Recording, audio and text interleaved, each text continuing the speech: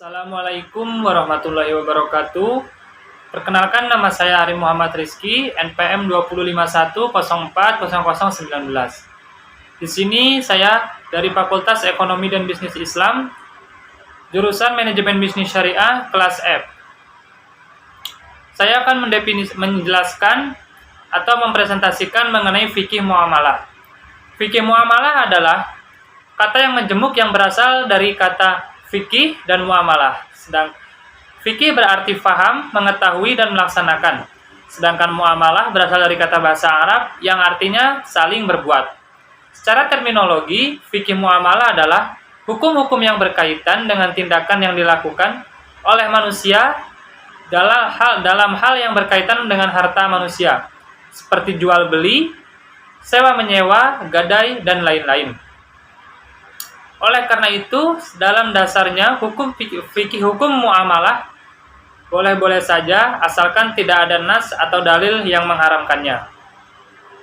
Selanjutnya, fikih muamalah memiliki ruang lingkup, yaitu dibagi menjadi dua bagian. Yang pertama, al-muamalah al-adabiyah dan al-muamalah al-madiyah.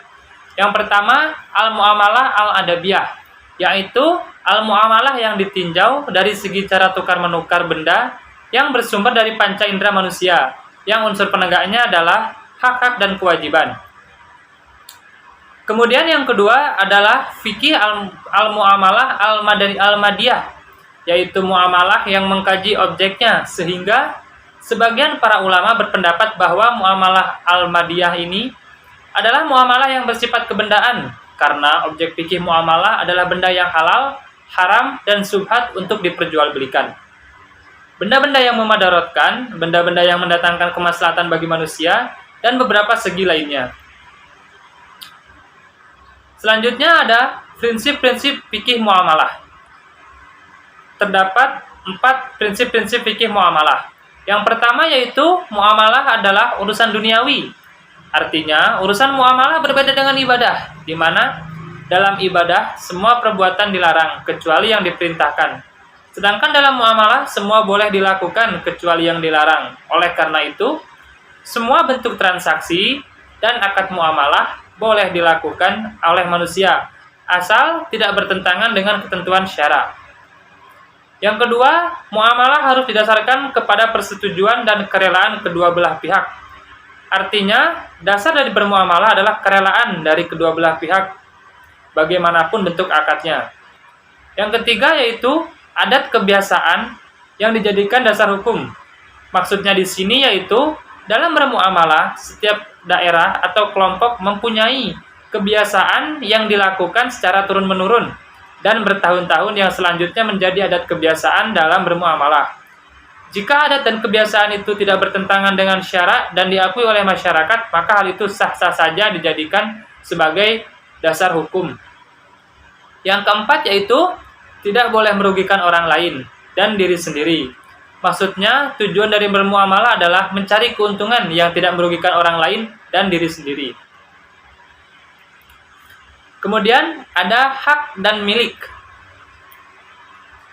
Pengertian hak yaitu secara etimologi mempunyai beberapa pengertian yang secara umum maknanya adalah subut, yaitu tetap, kokoh, dan wajib. Hak juga dapat diartikan dengan benda, milik, wujud, ketetapan, kewajiban, atau kepastian. Dalam hak terdapat pembagiannya. Ditinjau dari segi pemiliknya, hak terbagi kepada 3 macam, yaitu yang pertama hak Allah. Hak Allah adalah hak yang kemanfaatannya umum, menyeluruh, dan tidak khusus. Dihubungkan dengan nama Allah adalah karena kepentingannya yang besar dan kemanfaatannya yang mencakup ke semua manusia. Yang kedua yaitu hak manusia. Hak manusia adalah sesuatu kemaslahatan atau kekuasaan yang dimaksudkan untuk kepentingan khusus pemiliknya, baik itu bersifat umum seperti menjaga kesehatan, menjaga harta, melawan kejahatan dan kezaliman, menikmati fasilitas umum milik negara.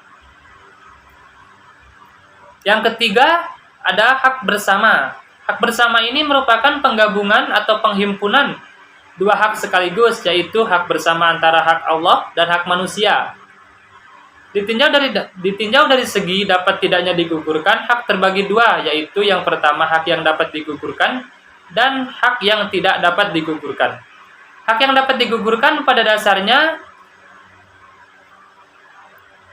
apabila terdapat sebab-sebab yang menghalangi pemiliknya untuk menggugurkannya. Hak-hak yang dapat digugurkan misalnya hak syubhah, hak khiyar, yaitu hak yang membatalkan atau meneruskan perjanjian jual beli karena terdapat cacat, hak kisos dan sebagainya.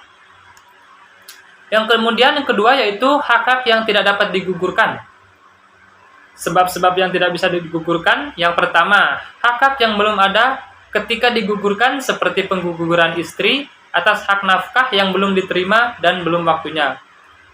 Kemudian, hak-hak dapat tidak digugurkan karena syara memandang sebagai sifat zat yang pasti dan tidak dapat diingkari seperti hak ayah atau hak kakek atas perwakilan anak-anak dan cucunya. Ditinjau dari segi tidak dapat diwariskannya, hak terdapat kepada dua, terbagi menjadi dua, yaitu hak yang dapat diwariskan dan hak yang tidak dapat diwariskan. Yang pertama, hak yang dapat diwariskan seperti penjual manahan barang yang dijual sebelum dilunasi harganya, hak penerima gadai menahan barang gadaian, hak irtifak, dan sebagainya. Yang kemudian, hak yang tidak dapat diwariskan, diantaranya yaitu seperti hak syubhah, hak hadanah, dan hak perwalian.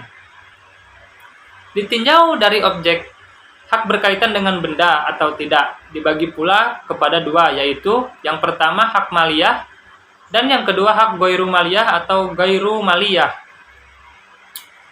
Hak maliyah yaitu hak yang terkait dengan harta benda dan manfaatnya, sebagaimana yang diungkapkan oleh Mustafa Ahmad Az-Zarqa, yaitu sesuatu hak yang berhubungan dengan benda-benda konkret, hutang piutang, atau manfaat. Dua, hak ghairu maliyah atau hak ghairu maliyah adalah hak yang tidak berhubungan dengan benda, seperti hak wali, hak atas nama anak-anak atau orang-orang yang di bawah perwaliannya, hak politik, misalnya hak memilih dan dipilih, hak asasi manusia, misalnya hak kemerdekaan. Sedangkan ditinjau dari segi kewenangan terhadap hak terbagi menjadi dua lagi, yaitu hak diyani atau hak keagamaan dan hak qodoi atau hak pengadilan. Hak diyani adalah hak keagamaan, yaitu hak-hak yang tidak boleh dicampuri urusannya oleh kekuasaan pengadilan, misalnya dalam hal persoalan hutang yang tidak dapat dibuktikan pemberi hutang karena tidak cukup alat bukti di depan pengadilan. Yang kedua adalah hak qodoi atau hak pengadilan, yaitu seluruh hak yang tunduk di bawah kekuasaan pengadilan dan pemilik hak itu mampu untuk menuntut dan membuktikan haknya itu di depan hakim. Perbedaan kedua hak ini terletak pada persoalan zahir dan batin. Hakim hanya boleh menangani hak-hak yang zahir, yang tampak nyata, atau boleh dibuktikan saja. Sedangkan hak diyani menyangkut persoalan-persoalan yang tersembunyi dalam hati yang tidak terungkap di depan pengadilan.